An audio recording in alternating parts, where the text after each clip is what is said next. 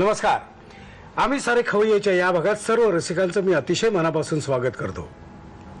श्रावण मासी हर्ष मानसी हिरवळ दाटे चोहीकडे, क्षणात येते सरसर शिरवे, क्षणात फिरुनी ऊन पडे. लक्षात आलं असेल श्रावण आलेलं आहे.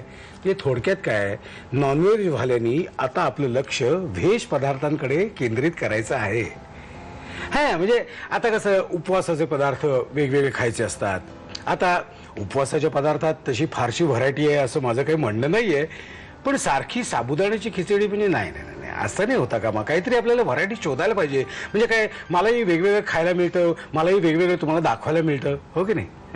म्हणजे उपवासाचे असे वेगवेगळे पदार्थ जे तुम्हाला माहित नाहीत पण तरीही चविष्ट असं दाखवण्यासाठी मी इथे अनघा जोशी यांना आमंत्रित केलेलं आहे. तुमचं खूप मनापासून स्वागत. नमस्कार. नमस्कार.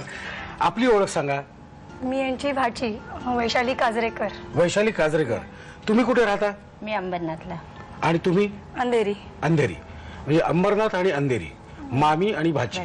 ओके. काय नातं एकदा डोक्यात ठसलं ना मग पुढे बॅटिंग करायला बरी पडते, बरोबर की नाही. आमचे रसिक प्रेक्षक अतिशय आतुरतेने वाट बघतायत, कारण आज तुम्ही आम्हाला काहीतरी वेगळं दाखवणार आहात. वेगळं तरीही चविष्ट, बरोबर की नाही. तुम्ही काय दाखवणार आहात मला? मी अळकुडीचे टिक्की दाखवणार आहे आणि शिंगाड्याच्या पिठाचे लाडू. अच्छा, अळकुडीची टिक्की आणि शिंगाड्याच्या पिठाचे लाडू. तुम्ही काय दाखवणार? मी शाही गुलकंद लाडू. शाही गुलकंद लाडू. ओके. आज पहिलं कोण दाखवणार आहे? मी दाखवणार आहे. आपली पहिली रेसिपी कुठली आहे? शाही गुलकंद लाडू. शाही गुलकंद लाडू. शाही गुलकंद लाडू बनवण्यासाठी लागणारे साहित्य: पाव किलो गुलकंद, पाऊण वाटी भाजलेला ओला नारळ, पाऊण वाटी ओलं खोबरं, खवा, डेसिकेटेड कोकोनट, बदाम पिस्ता पावडर, काजू आणि वेलची पूड. कृती: प्रथम ओलं खोबरं भाजून घ्यावं. एका बाउल मध्ये गुलकंद घेऊन त्यामध्ये खवा, भाजलेलं ओलं खोबरं, बदाम पिस्ता पावडर आणि वेलची पूड घालून मिश्रण एकजीव करावं. या मिश्रणाचे लाडू वळून ते डेसिकेटेड कोकोनट मध्ये घोळवावेत आणि वरून काजू लावून गार्निशिंग करावं. मामी, आपली पहिली रेसिपी काय आहे? अळकुडी टिक्की. अळकुडी टिक्की. अळकुडी टिक्की बनवण्यासाठी लागणारं साहित्य: तूप, वरी तांदळाचं पीठ, अळकुडीचे तुकडे, दाण्याचं कूट, मीठ, मिरचीचा ठेचा आणि जिरे. कृती: प्रथम पॅन मध्ये तूप गरम करून जिरे आणि अळकुडीचे तुकडे परतून घ्यावेत. त्यानंतर अळकुडीचे तुकडे, दाण्याचं कूट, मिरचीचा ठेचा आणि मीठ हे मिश्रण एकत्र मळून घ्यावं.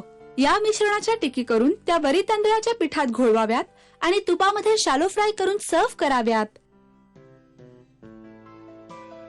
आमची अळकुड्यांची टिक्की तयार झालेली आहे. आपली पुढची रेसिपी काय मामी?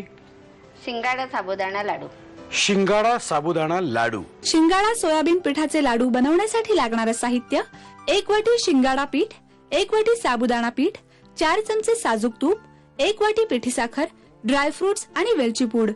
कृती: प्रथम एका पॅन मध्ये साजूक तूप गरम करून त्यात शिंगाडा पीठ आणि साबुदाणा पीठ खमंग भाजून थंड करून घ्यावं आणि पिठी साखर, वेलची पूड, ड्रायफ्रुट्स हे मिश्रण एकजीव करून लाडू वळून घ्यावेत.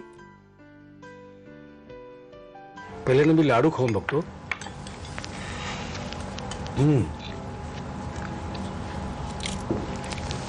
टेस्टी आहे, टेस्टी आहे.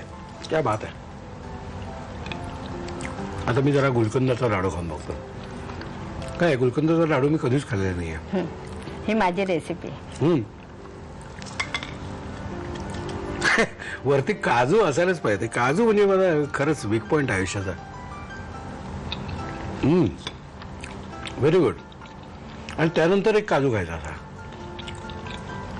तुम्ही जेव्हा खाऊन बघा, चांगलं झालं की नाही बघा मामीकडे. मामीला काय शिकवणार? नाही काय काही वेळ चुकू शकतो ना माणूस. दरवेळी सेंचुरी होते अशातला भाग नाही. एक वर सुद्धा आउट होतात बॅट्समन. क्या बात आहे. मस्त, सही झाले. उपवासाचे पदार्थ इतक्या वेगळ्या पद्धतीने तुम्ही इथे खाऊ घातलेले आहेत, त्याबद्दल तुमचे आभार मानावे तेवढे थोडेच आहेत. पण नुसते आभार नाही मानणं चुकीचं आहे. एक छोटीशी प्रेमाची भेट आहे, त्याचा स्वीकार करावा. आणि आपल्याला सुद्धा एक, आम्हा सगळ्यांकडून एक छोटीशी प्रेमाची भेट. धन्यवाद. तुम्हाला शेवपुरी खावीशी वाटली, शेवपुरी खाता येईल.